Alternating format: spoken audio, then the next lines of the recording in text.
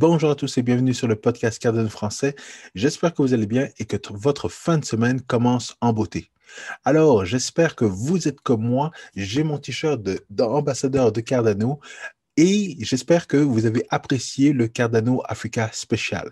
J'ai encore la tête qui tourne par rapport à toutes les informations qu'on a eues. C'était des informations concrètes, c'était des informations claires, c'était de la super bonne, c'était un super bon montage. J'ai beaucoup apprécié et j'en ai rediscuté avec certains amis. Et justement, j'ai des notes parce que je ne voulais rien rater de toute l'information qui nous a été partagée.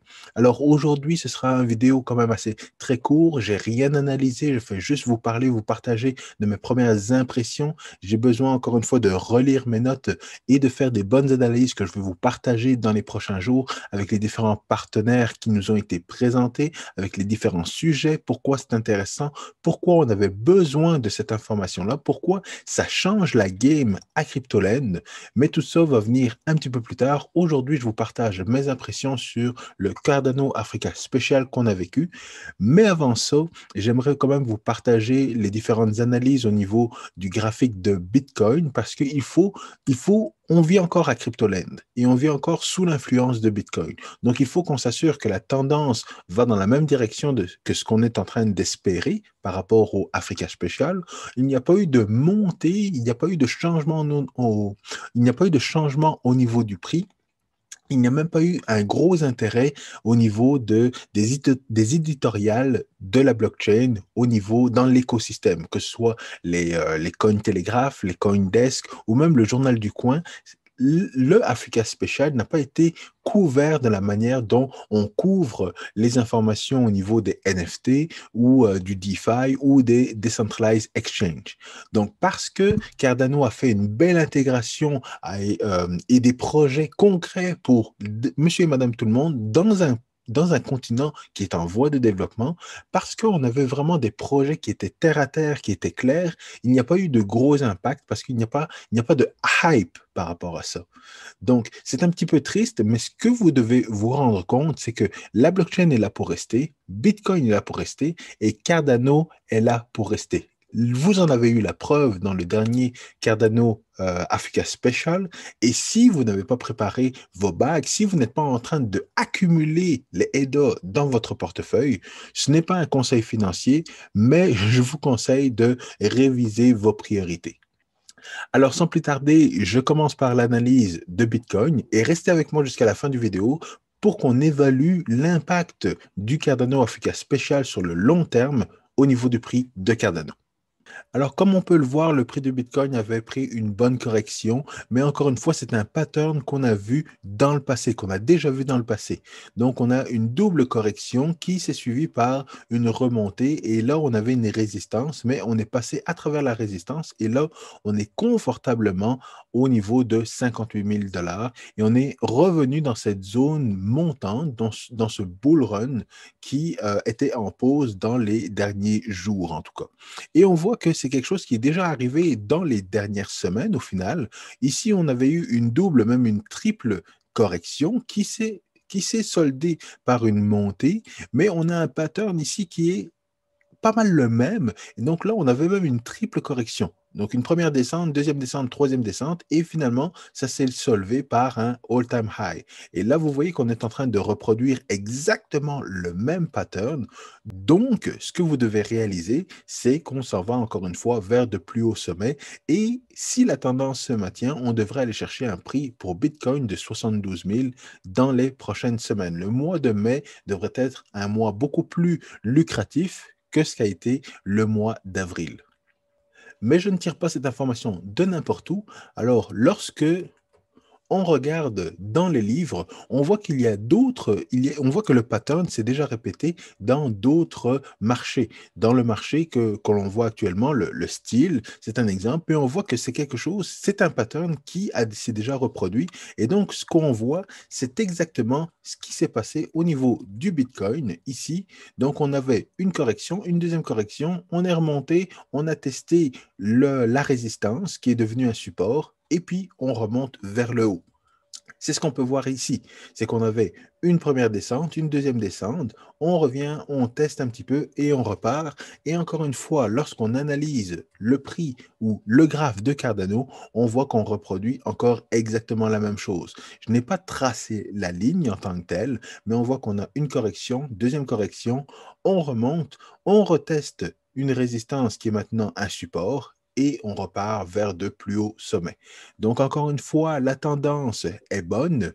Donc, si Bitcoin s'en va vers le haut, s'en va vers les 72 000, à ce moment-là, Cardano devrait avoir la même hausse, même plus, sachant ce qu'on a vu dans les derniers jours avec le Cardano Africa Special. Mais assez parlé de Bitcoin. Le Africa Special était vraiment spécial. Nous avons eu de la formation à tous les sujets au niveau de l'Afrique, que ce soit éducation, l'identité numérique, l'électricité, la connectivité au niveau de l'Internet, le mobile banking. Nous avons tous ces sujets ont été couverts lors du Africa Special. Et c'était très important pour moi parce que lorsque je parle de cette technologie blockchain qui peut avoir un impact en Afrique, malheureusement, je suis parfois remis en question. Mais grâce à ce que Cardano a pu accomplir et grâce aux 4 années où ils ont travaillé pour aller chercher des partenariats, pour aller chercher des projets concrets en Afrique, nous avons la preuve que le développement de la blockchain en Afrique n'est pas quelque chose de farfelu et que c'est quelque chose qui a déjà commencé. Et l'Afrique n'est pas un continent pauvre. C'est un continent qui déjà en 2016 démontre, on avait déjà un certain intérêt à vouloir développer l'Afrique et on se demandait déjà quelles étaient les différentes choses, les différentes technologies qu'on allait avoir besoin pour que l'Afrique devienne un des first world continents dans les 25 prochaines années. Alors, on fait beaucoup de comparaisons avec justement l'Asie. Et c'est ce que Charles mentionnait, que l'Afrique, le continent africain, lui rappelle énormément le continent asiatique et le développement de son continent à travers les années. Au départ, l'Asie était un continent plutôt pauvre, mais avec le développement économique, ils sont devenus justement un continent très riche, très puissant. Et on voit que différents pays en Afrique peuvent lancer cette transition, donc débuter cette transition d'un continent qui est beaucoup plus pauvre vers un continent qui peut concurrencer l'Europe, l'Asie ou même l'Amérique. Et dans ces pays, on voit beaucoup de pays qui étaient déjà énoncés dans le Cardano Africa Special, comme on voit l'Éthiopie, le Rwanda, le Kenya, le Ghana et l'Afrique du Sud. Alors, tous ces pays ont été représentés lors du Africa Special. Et pour rappel, ça, c'est un article qui date de 2016. Donc, en 2021, Cardano a prouvé que ce qu'il raconte depuis 5 ans, l'Afrique est un continent en pleine croissance et certains pays en Afrique vont leader ce changement économique en Afrique. Et Cardano avait bien ciblé ces différents pays lors du Cardano Africa Special. L'Afrique est également le continent ayant le plus gros boom économique au monde. On l'a vu lors du Africa Special, il y a beaucoup de jeunes qui ont l'esprit entrepreneurial et que s'ils avaient l'opportunité de recevoir du financement, pourraient lancer des entreprises, pourraient lancer des projets. Et on remarque également que en Afrique, l'Afrique est le continent où il y a le plus de femmes entrepreneurs dans le monde, ce qui est extraordinaire. Donc, le rôle de la femme a une importance cruciale au niveau de l'économie africaine et tout ce qu'on voit, toute la connectivité, le fait que les femmes pourront être connectées à Internet, pourront apprendre à partir d'Internet pour améliorer leur sort. Alors, c'est très important de rendre les femmes indépendantes et de leur donner ce pouvoir-là. Et encore une fois, la technologie blockchain avec l'identité numérique, avec le développement économique que la blockchain va pouvoir apporter, que les crypto-monnaies vont pouvoir apporter, tout cela va faire en sorte que le continent africain va se démarquer dans les prochaines années. Alors, IOHK a misé tout d'abord sur l'éducation. Ils ont eu un partenariat avec le ministère de l'Éducation et le ministre était auparavant le ministre de l'Innovation technologique. Par la suite, il est devenu ministre de l'Éducation et l'éducation est le fondement pour intégrer une nouvelle technologie. Alors, en intégrant des cours universitaires sur la blockchain, on s'assure que les nouveaux finissants sont en mesure de maîtriser ces technologies et de développer des projets qui vont aider le pays. Et c'est exactement la même chose que j'ai voulu faire ici à Québec. Lorsque j'ai commencé à apprendre sur la blockchain et sur Cardano, je me suis dit qu'il fallait absolument intégrer un cours blockchain au cursus du programme en informatique à l'Université Laval. Alors, on est en travail là-dessus, mais je travaille actuellement pour développer une formation au niveau de la blockchain et des contrats intelligents. Et je l'espère, un cours en informatique suivra au niveau du développement de la blockchain à Québec. En plus de ça, le ministère de l'Éducation va offrir une identité numérique à tous les étudiants du primaire au secondaire, ce qui est merveilleux parce que c'est comme ça qu'on intègre encore une fois une innovation. On l'intègre au niveau des enfants qui sont en mesure de grandir avec cette connaissance-là qui devient innée pour eux. Ça devient normal d'avoir une identité numérique et qu'on se base sur cette identité-là pour partager les informations. Alors, les informations sont évidemment partagées entre la personne et le gouvernement. Et une identité numérique basée sur la blockchain permet justement de pouvoir partager certaines informations. Alors, si on accumule justement des bonnes notes ou si on accumule des bons comportements, c'est plus facile probablement pour aller chercher un prêt ou alors du financement. Et lorsqu'on se rend compte que l'étudiant est en difficulté, le gouvernement peut directement agir pour aider la situation. Lorsque la personne devient adulte, elle est beaucoup plus responsable et beaucoup plus en contrôle de ce qu'elle veut avoir. Étant donné que toute l'information sur la blockchain reste à vitam aeternam, elle ne peut pas effacer un comportement qui va lui être défavorable. Mais ce qu'elle peut faire, c'est travailler pour améliorer les choses. Donc, elle va pouvoir présenter justement un changement lorsqu'elle va vouloir aller chercher un prêt, du financement ou une assurance. Et la personne, encore une fois, est responsable, est propriétaire de ces informations. Elle peut donc partager les informations si elle le veut ou les conserver. C'est beaucoup plus facile également lorsque les étudiants qui vont terminer leur primaire vont vouloir voyager et aller s'inscrire dans d'autres universités. À ce moment-là, ils pourront déjà présenter leur bulletin ou leurs notes à différentes universités qui n'auront même pas intégré ce principe d'identité numérique ou d'identité au niveau de leur point académique. Et l'identité numérique pour les étudiants, c'est 5 millions de personnes, c'est 750 000 professeurs et c'est juste la première phase. La deuxième phase sera l'identité numérique pour toute la population et on va aller chercher jusqu'à 130 millions de personnes. Alors, encore une fois, l'identité numérique, c'est quelque chose de très important pour moi. Il y a deux émissions, deux podcasts que j'avais fait au niveau de l'identité numérique au Québec, mais l'Éthiopie a devancé le Québec au niveau des cartes d'identité d'étudiants, donc l'identité numérique pour les étudiants du primaire au secondaire. Espérons que Québec va pouvoir intégrer une identité numérique pour sa population dans les 5 prochaines années. Nous avons fait également la connaissance de World Mobile Chain, la blockchain qui va permettre de rétablir la connectivité aux quatre coins du continent africain. On voit qu'ils ont fait un énorme travail en Tanzanie. Ils installaient des poteaux électriques qui permettaient de récupérer l'énergie solaire et de pouvoir permettre la connexion mobile et la connexion Internet également. On voyait qu'ils avaient plusieurs projets, plusieurs installations et qu'ils profitaient des infrastructures actuelles pour mettre leurs poteaux. Donc, ils avaient différents moyens de connecter l'Internet, soit avec fil, soit avec des relais qui permettaient d'envoyer des signaux dans tout le pays. Alors, même s'ils vont avoir leur blockchain, même s'ils vont avoir leur token, on va voir où est-ce qu'ils vont déployer, où est-ce qu'ils vont faire leur ICO ou leur IDO. On verra comment ça va se passer. Mais du moins, ce qui est certain, c'est qu'il y aura au minimum une interopérabilité entre leur blockchain et la blockchain Cardano, parce qu'ils veulent déployer des services financiers sur la blockchain Cardano. Et ce qui est intéressant, c'est que les services financiers en Amérique du Nord ou en Europe sont très différents des services financiers en Afrique. Lorsqu'on parle de services financiers en Amérique du Nord, on parle d'investissement, on parle de mettre de l'argent de côté pour la retraite, des choses comme ça. Mais en Afrique, ce sont des services financiers beaucoup plus basiques. On parle d'obtenir un prêt hypothécaire, d'avoir du financement, on parle d'assurance. Et donc, ce sont vraiment des services financiers primaires pour le développement du pays. Mais d'abord, il faut y aller en étapes. Il faut d'abord rétablir la connectivité, donc avoir un bon coverage au niveau du réseau sur tout le pays, sur tout le territoire africain, même dans les coins les plus reculés.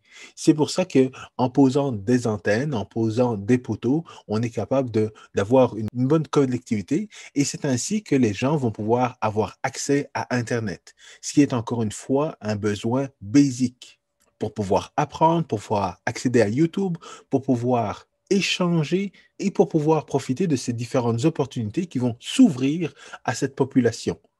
Nous, assis dans notre salon, nous pouvons regarder YouTube et nous pouvons lancer notre chaîne YouTube et faire une carrière à partir de cela. Eux, ce qu'ils vont faire, c'est de pouvoir partir des entreprises, faire de la publicité sur Internet et développer un commerce qui va profiter à l'économie africaine. Et ce qui est bon pour l'économie africaine, lorsque c'est développé sur la blockchain Cardano, c'est évidemment bon pour nous qui sommes investisseurs dans le projet Cardano. C'est pour ça que c'est très important de remettre les choses en perspective. Et c'est pour ça que Charles a beaucoup mentionné le fait qu'il n'est pas là pour nous rendre riches. Il est là pour améliorer le sort de millions de personnes. Et en améliorant le sort de ces millions de personnes-là, l'effet que ça a pour nous, c'est l'appréciation du token de EDA. C'est pour ça que le développement de la blockchain n'a rien à voir avec l'appât du gain. Ce n'est pas d'investir dans Doge pour que ça monte du jour au lendemain. C'est un investissement sur le long terme et plus on s'investit dans le développement de la blockchain Cardano, plus ça nous fait beaucoup plus plaisir lorsque le token Cardano fait un 200, 300x. Et lorsque justement on fait un peu plus d'argent avec le token, eh bien c'est sûr et certain qu'on veut redonner à différentes organisations. Et c'est également une chose qui a été remarquée avec notre ami Cédric. Alors Save the Children est l'organisme qui a accepté les dons en AIDA. Et je n'irai pas beaucoup plus loin sur le sujet parce que je vais avoir Cédric du Stickpool Kind qui va pouvoir nous partager les différentes péripéties qu'il a traversées pour pouvoir mettre en place ce projet avec la fondation et Coty. Alors, Coty est encore une fois un très bon partenaire à ce niveau parce que il y a 2 ans à peu près, ils avaient mis en place EDAP. Mais le timing n'était pas très très bon. On était dans un bear market et il n'y avait pas beaucoup d'incitatifs à vouloir nous débarrasser ou payer ou acheter des biens et des services avec EDA. Il y a 2 ans, EDA était aux alentours de 15 à 20 sous et aujourd'hui, il est à 1,20 $, 1,30 $. Donc, actuellement, avec l'appréciation de EDA, les personnes qui ont des gros bags ont un très bon incitatif à vouloir redonner à ces organismes qui ont besoin d'argent pour pouvoir subvenir aux personnes dans le besoin. Alors, il n'y a pas juste Save the Children, mais c'était très apprécié de voir que l'organisation voit un intérêt à investir au niveau de la blockchain, pas juste au niveau des crypto-monnaies, mais également au niveau des contrats intelligents pour justement faciliter ou soulager d'une certaine manière leurs différents processus. Alors, en automatisant les processus avec les contrats intelligents, cela permet d'avoir une plus belle transparence au niveau des dons et une meilleure efficacité au niveau du transfert d'argent. Alors, c'est ça très intéressant de voir ce qu'ils vont développer à l'avenir et de voir quels autres organismes vont entrer dans la danse parce qu'une fois qu'il y a un organisme qui accepte EDA et que c'est un organisme qui est quand même un organisme international, c'est sûr que ça va ouvrir la porte aux autres organismes. Sachant qu'il y a presque 500 millions de dollars qui sont investis au niveau des pools caritatifs, à but caritatif. Donc, ça fait beaucoup d'argent qui peuvent financer des organismes, qui peuvent être envoyés en dons à ces différents organismes qui ont évidemment besoin de la générosité de vous, de moi et de tout l'écosystème de la blockchain. Pas juste EDA, pas juste la communauté d'EDA, mais que ce soit Bitcoin, Ethereum et toutes les autres blockchains. Alors, vous l'avez vu, la communauté de Cardano en Afrique est énorme et elle est également très jeune. Nous avons vu justement la jeune fille qui était l'une des premières stake pool opérateurs féminins à avoir son stake pool en Afrique. Alors, c'est très intéressant et très encourageant de voir toute cette communauté-là qui sont en arrière de Cardano et qui vont être là lors du prochain Cardano Africa Special. Parce que c'est certain qu'il va y en avoir d'autres. C'est certain que C'est la première pierre pour construire un écosystème qui est un écosystème beaucoup plus intéressant que le DeFi ou les NFT. Comme Timmy le disait dans le vidéo, c'est le RealFi, le vrai développement financier qui utilise la technologie blockchain et les crypto-monnaies. Alors, comme je vous le disais, je ne voulais pas entrer en détail dans toute la vidéo, dans toute l'analyse, même de Atala Prism, pour lequel je pourrais parler énormément par rapport à Atala Prism. Je pourrais parler énormément également de SingularityNet, qui est une combinaison finalement de la blockchain et de l'intelligence artificielle. Il y a beaucoup de choses qui n'ont pas encore été annoncées, mais beaucoup de développements qui s'en viennent. Donc, c'est très encourageant, encore une fois, pour l'Afrique, pour Cardano, et ça va motiver beaucoup d'autres personnes. Enfin, nous avons la preuve, encore une fois, que le développement de la blockchain Cardano en Afrique, ça marche et que ça a déjà commencé. Alors, terminons le podcast avec l'analyse du graphique de EDA. Et comme vous le voyez, j'avais déjà fait quelques analyses et j'avais posté quelques photos sur le groupe Telegram Cardano Trading Francophone. Alors, si vous êtes intéressé, joignez le groupe Telegram Cardano Francophone et Cardano Trading Francophone. Vous pouvez poser vos questions et en savoir plus sur le projet Cardano. Donc, venez nous rejoindre, ça va nous faire très plaisir de vous avoir dans le groupe. Une autre chose importante, même si je vous présente les graphiques de Cardano par rapport au Africa Special et que je vous donne mes projections par rapport à ce qui va arriver par rapport au prix de EDA, ce n'est pas la finalité. Le Africa Special était vraiment une information, était vraiment extraordinaire par rapport à l'information qu'il nous a donnée. Et peu importe le prix de EDA aujourd'hui, demain ou après-demain, on sait que sur le long terme, Cardano et la blockchain Cardano a un très bel avenir. Et c'est toutes ces fondations-là qui, une fois qu'elles seront réalisées par le reste des personnes à CryptoLand, vont vouloir investir dans le projet Cardano, non seulement parce qu'il y a un intérêt, parce qu'il y a des choses concrètes qui se font, mais parce que Cardano est transparent. Cardano a fait un travail titanesque et c'est ce qui va se refléter dans le prix de EDA.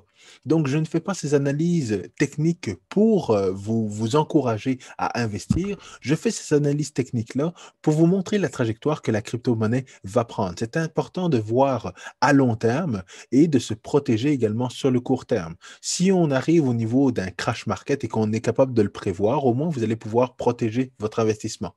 Mais si jamais on se dirige vers un bull market et vers une montée fulgurante, c'est très important également de le prévoir parce que tout ce qui monte descend et tout ce qui descend remonte à un moment donné. Donc, c'est pour ça que je vous présente toujours les graphiques de Bitcoin. Je pourrais vous présenter également les graphiques d'Ethereum parce que ce qui est bon pour Bitcoin et pour Ethereum est excellent pour Cardano, qui est la troisième génération de blockchain. Si vous voulez en savoir plus au niveau du trading, je vous encourage à suivre la formation de Crypto Formation de mon ami Paul. Vous n'avez qu'à vous inscrire avec le mot Cardano Podcast 10, le chiffre 10, Cardano Podcast, le chiffre 10, et vous aurez une réduction sur la formation de Paul à cryptoformation.ca. Je vous encourage, si vous voulez savoir comment trader, savoir comment analyser les graphiques, le contenu est extraordinaire et il y a encore la vidéo qui nous avait présentée au niveau de l'analyse technique pour Bitcoin et pour Cardano. Alors, je termine avec le graphique de Cardano et on voit qu'on a un pattern qui s'est répété maintes et maintes fois dans le passé, tout comme pour Bitcoin. Alors, ce que j'avais prédit, ce que j'avais évalué, c'est qu'on allait avoir une montée, une descente, une stabilisation et probablement une autre montée fulgurante. Alors, on voit qu'on a eu une petite montée et qu'on est en train de revenir entre le range qui est de 1,33 et 1,50 avec le all-time high qui était à 1,55. Alors, très rapidement, si on suit le même momentum que Bitcoin, dépendamment de la montée de Bitcoin, on risque d'avoir une stabilisation ou une petite descente parce que lorsque Bitcoin monte, généralement, les altcoins perdent un peu de valeur. Donc, ça va être intéressant de profiter et d'accumuler le prix des DOS si jamais il y a une montée au niveau du Bitcoin et une descente au niveau de Cardano. Donc, tout ce qui va être entre 1,30 et 1,07, ce qui ne devrait plus arriver beaucoup, là, donc il va falloir profiter de cette zone-là pour accumuler le plus de ADA avant qu'on remonte et qu'on dépasse le dernier all-time high et qu'on arrive à un prix de 2 dollars, ce qui va être une bonne situation pour nous d'être entre un range du dernier all-time high qui est entre 1,50 et 2 dollars. Parce que une fois qu'on est arrivé, une fois qu'on stabilise dans cette région-là, donc entre 1,50 et 2 dollars, après ça, on dépasse le prochain all-time high et on arrive dans la zone de prédiction que j'avais donnée avec la sortie de Alonso qui va arriver donc bientôt et la sortie officielle de Gogan qui sera au courant de l'été au mois d'août.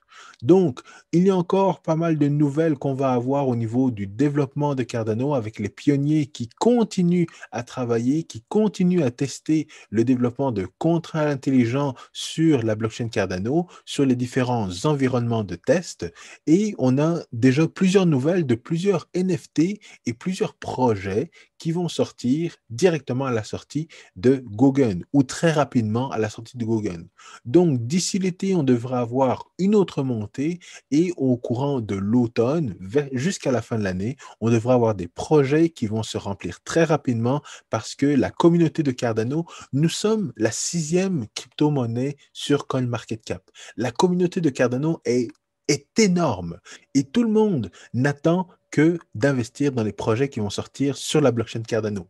Pourquoi? Parce qu'on est la 2e plateforme de contrats intelligents décentralisée après Ethereum. Et je ne compte pas Binance et la Binance Smart Chain dans les plateformes décentralisées. Je compte vraiment Ethereum, qui est la 2e génération, et Cardano juste après. Donc, même si Binance est en 3e ou 4e position, je ne me rappelle plus, avec un gros market cap, Binance est à la base un exchange. Donc, il y a tout un écosystème autour de Binance. Même s'ils ont leur plateforme de contrats intelligents pour créer PancakeSwap et pour lancer plein de projets, c'est parce qu'ils ont tout un écosystème. Cardano est une plateforme d'applications pour développer des applications décentralisées, pour développer des contrats intelligents qui vont directement aider des projets comme l'identité numérique en Éthiopie ou ou pour développer des produits financiers qui vont être utilisés dans le continent africain pour faire des assurances, pour faire des marchés financiers, pour offrir des nouveaux produits ou des actions backées par une crypto-monnaie. Donc, ce sont 2 plateformes complètement différentes, 2 blockchains complètement différentes et il n'y a pas de comparaison à faire là-dessus. Donc, même si Cryptolen semble ignorer le Cardano Africa Special, malgré tout, tout le monde n'attend que les projets qui vont sortir sur la blockchain Cardano. Donc, encore une fois, un homme averti en vaut 2. Alors, je vous remercie d'avoir écouté le podcast. Smashez le bouton like si vous avez aimé le contenu de la vidéo. Très bientôt, vous aurez 2 entrevues. Donc, une entrevue avec mon ami Cédric, une entrevue de quelqu'un de la Fondation Cardano et des analyses beaucoup plus poussées sur les différents partenaires que nous avons, qui nous ont été présentés lors du Cardano Africa Special. Je vous remercie, vive Cardano et encore une fois, félicitations à toute l'équipe d'IOHK, de Emergo et de la Fondation et encore toutes mes félicitations à la communauté. Peace.